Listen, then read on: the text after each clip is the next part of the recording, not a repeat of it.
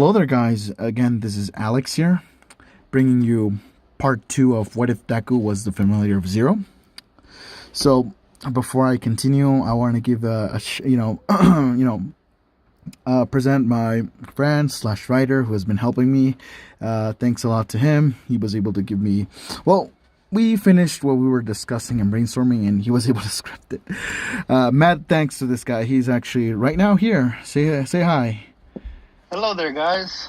I'm Erdgan Tsuchimikado, like he already said, as a friend slash writer. And I hope you guys enjoyed part 2. All right, there we go. So yeah, not in this on my end. Well, let's continue. So, some time has actually passed since Deku woke up recalling the previous events, which brought him to this point, trying to make some sense from it. That the sudden sound of the door shutting alerted Deku, and getting into a frightened position, he demanded to know where he was, who she was, and why was he here. As Louise would say, finally, I see you're awake. To answer your questions, I'm Louise Francois Leblanc de Valliere. I summoned you here by magic as my familiar, meaning you are stuck here with me as your master. Deku was shocked, thinking it had to be some sort of dream, and realized that it wasn't. And he started to mutter that all he did was kind of pointless. He didn't even make it into UA, being All Might's successor, becoming the #1 hero, his mother, so on and so forth. Louise's ears perked up on the mention of hero, with her face lit up and her eyes sparkling as she realized at the moment her summoning ritual requesting a divine, handsome, wise, and powerful servant was a success. Louise, in a curious tone, you said hero, so does that make you some sort of knight or something? Deku saying, sorry about that, I mutter a lot and overthinking things, and yes, actually, but I guess we have different views of heroes. My goal is to be the #1 hero, but I guess that I can kiss that goal goodbye since I'm here. Speaking of which, where exactly am I? Louise responding, right now you're in my quarters in the Magical Institute of Chastain in the continent of Alcaginia, but enough of this place. Do you have a name? Deku, right, sorry, I was lost in thought and completely forgot to introduce myself. My name is Izuku Midoriya, an aspiring hero. The two stayed up late knowing more about each other. Louise was very interested in the world where Deku is from. They argued about quirks being a mutation or simply magic, including Deku mentioned Hero Society, top rank heroes, and the current #1 hero, his idol, and his mentor, All Might. After their conversation, knowing that it was very late, Louise gestured to him to help her to get undressed and enter her night garbs. Deku was very uncomfortable doing so, since it was the first time dealing with a girl his age, and to undress her no less. He was about to pass out, but he put a blindfold and did as he was told. She gave him one of her pillows and to spare blankets so he could sleep. Louise, I know it must be uncomfortable to sleep on the floor, but this will be temporary. Meanwhile, I'll make some arrangements to make someone bring in another bed or something. As he thanked her, but noticing that she was already asleep, commenting, and just like that, she's out, I guess. That I know, what All Might telling me that I would pass out while he was talking. Just laughing to the memories he spent training with All Might, and wondered if he would ever go back to Japan. The next day, Deku helped Louise just like the night before with a blindfold. They went to the dining hall. As they got there, her classmates started to make fun of her for summoning a peasant boy, which made Louise very upset, but not unnoticed by Deku. Louise letting her ego take over, she started to laugh, confusing everyone. Remember what Deku told her the night before? She'd come up with quite the excuse.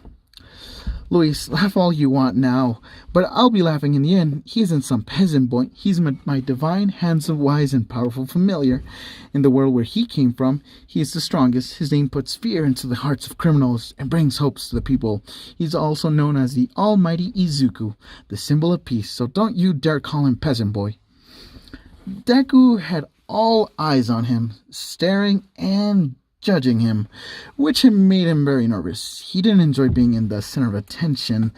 Then everybody started laughing.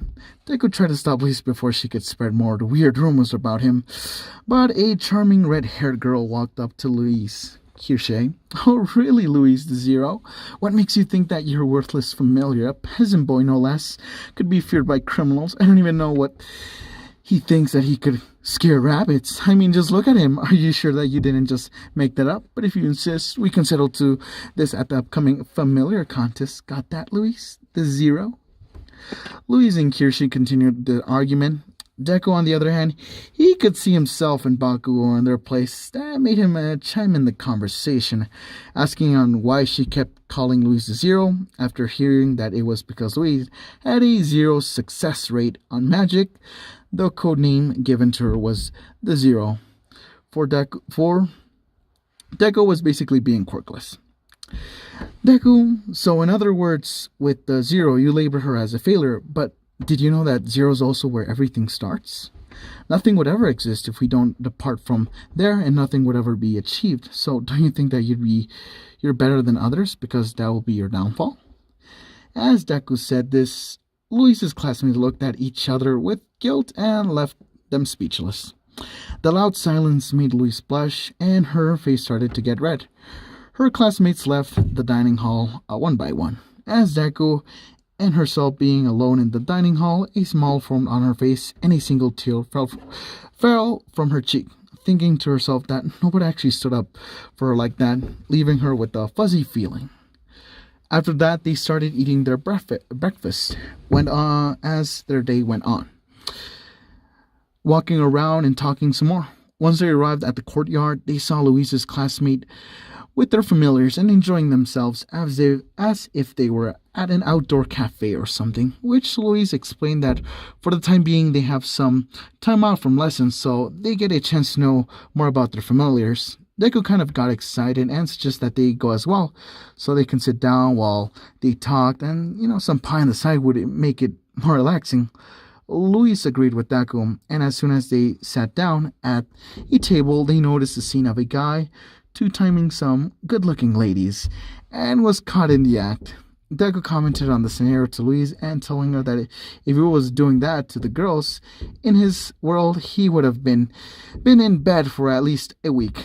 Louise laughed at the thought of it happening, but everybody heard her laugh, which made the guy march up to the table that they were at, claiming that they were behind it and somehow making a fuss over it, which ended up challenging Deku to see what Louise said was true. Deku didn't want to be involved, but seeing that he wouldn't leave him alone unless he accepted, he did so.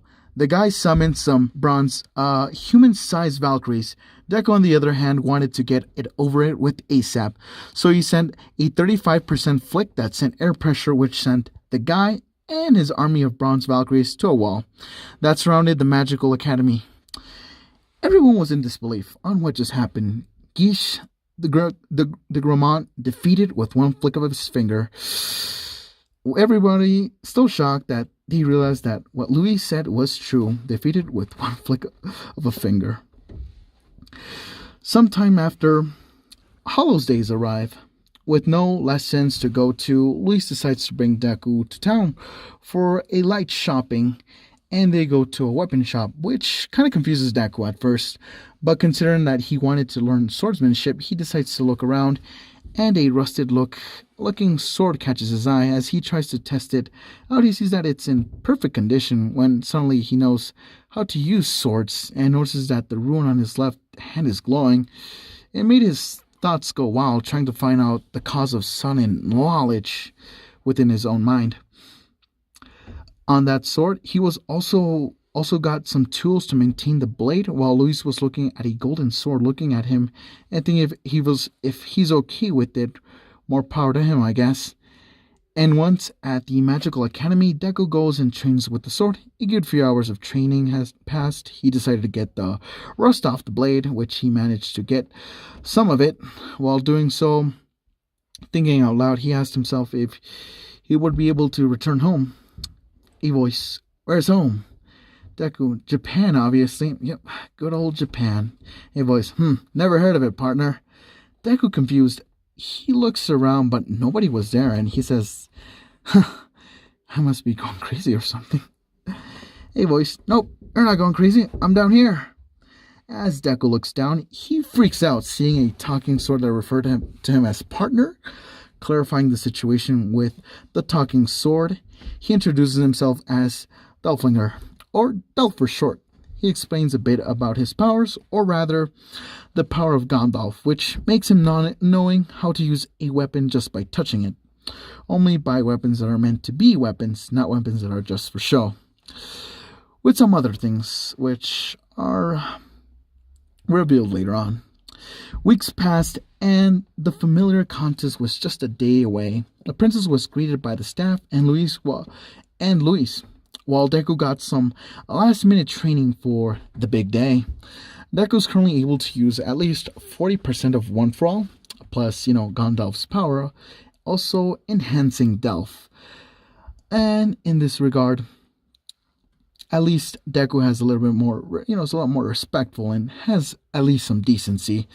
So, in regards to the contest goes as the same as in the anime. When it was Deku's turn, Deku showed off some moves with Delph, a 5% slash that sent air pressure toward the sky, getting rid of the clouds and the surrounding area, but actually ripped the sleeves off from Louise's shirt, which kind of made Louise angry, as Louise would just walk off to her room to get changed, but as she left happily and a bit angry at the same time, she spotted an Orth Golem with someone on its head, and she remembered about an infamous thief known as Fouquet. Louise decided to take her on, but getting grabbed by the golem, she tried to cast a spell but ended up cracking the wall from the main tower as Deku was catching up with Louise to apologize for what he actually did, but saw her in that predicament. Louise saw him and told him to alert their headmaster and the teachers, but he didn't go. Instead, he grabbed Delph, powered up to at least 30% of One for All in his arms and legs, and shouted to Louise. Let's see. Louise, don't worry, you have nothing to fear, as he zoomed in a flash of lightning, cutting the golem's hand, where Louise was kept hostage, carrying her safely on the ground behind him. As he tilted his head towards her, he continued, "Because I am here." Louise looked at Deku as if he was some sort of royal knight in shining armor, making her heart pound, skipping a few beats, while he defeated the golem and captured the thief, making it seem like child's play. Moments later, Fouquet was handed over to the officials. The Staff of Destruction was safely stored back where it belonged. Deku was praised by the headmaster and the princess, but since Deku isn't a nobleman, he would not receive no rewards for his actions. Deku being Deku, he replied, by the following statement saying, "I don't need any reward because, it's a hero's job to take down criminals, and help those in need. That is a reward in itself." Everything else goes the same, but the only one that is praised is Louise, other than Deku. A party is thrown, and Louise is the guest of honor. Deku watching as the scene unfolds in the background from one of the balconies as he turns to look at the two full moons, reliving some of his memories, making him feel a bit homesick, but his train of thoughts was interrupted by Louise asking Deku for a dance. He doesn't know how to dance. He's a block of wood when it comes to dancing. Louise chuckling on what Deku said and dragged him to the dancing floor, causing Deku to stutter in embarrassment, with Louise assuring him to just focus on her and go with the flow. As they waltzed it through the night, once the party was over and returned to Louise's room, Deku noticed that Louise's bed suddenly got bigger. Louise explained, "Oh, Louise, the headmaster casted a growth spell that made the bed bigger. Considering you never got a proper word or a thank you, at least wanted to make sure that you slept properly. Consider that you are my familiar after all. I wouldn't mind sharing an oversized bed." Blushing, "It's not that I have feelings for you or anything. I just can't see you sleep properly. Yeah, sleep properly, and nothing else." Laughing nervously. Deku was a bit nervous for sharing a bed for the first time, and with a girl, no less. But the two eventually just snapped back into reality and thought nothing of it, or did they? Everything else goes as in the anime. Princess asks them to go undercover to investigate some illegal tax collecting. They go to the charming fairy inn. Everything goes as usual. Nothing out of the ordinary, except for Louise getting closer to Deku. Summer comes around. Some students return to their home. Momoransi prepares an aphrodisiac to get back at Gish, but in this case, Deku actually drinks it by accident, in a scenario where actually Gish was about to drink Momoransi's aphrodisiac as he sees Deku approaching and is a little frightened about Louise's familiar can do, and to show his sign of no ill will or his sign of peace, as Deku would accept this, this token. Deku drinks the aphrodisiac and is looking at Momoransi, flirting with Momoransi afterwards. Louise, on the other hand, is very, very upset, and she threatens her to undo the effects of the potion. Momoransi giving the excuse, Momoransi, don't worry, the effects of the potions should wear off in about a few hours or a few days or a few weeks, probably months, which made Louise very angry at this point. But eventually, they go to gather the ingredients for the antidote, or in this case, the last ingredient, which is the spirit tear. Everything goes as in with the anime, but Delph is the one doing the talking for Deku. After the shenanigans and back in their room, everything kind of goes back to normal, with some awkward silence with Deku and Louise, but they got some laugh out of it, or in this case, Louise is the one teasing Deku for the way he acted. Sometime after that, Louise and Deku were requested by Princess Henrietta to retrieve a letter from Prince Wales, which was crucial because she was going to marry the Prince of Germania to strengthen Tristane. But if the letter were to ever come up, the consequences would be severe, and it could lead to war. To make sure that everything goes smoothly, the princess entrusted the royal ring to ensure that they meet the prince, and the Griffin Knight will also be accompanying them.